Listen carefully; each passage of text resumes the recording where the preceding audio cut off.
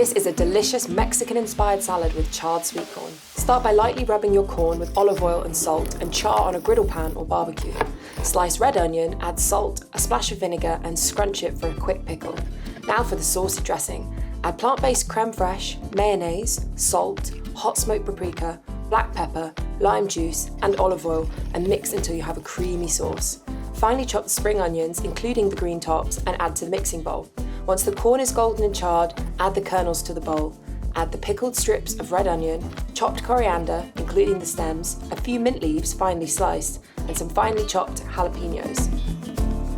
Give it all a really good mix, check the seasoning, and voila! Top with an extra pinch of smoked paprika and serve this juicy, crunchy salad with some extra lime wedges alongside your favourite Mexican dishes. How about some creamy black beans with warm tortillas and some plant-based feta? Enjoy!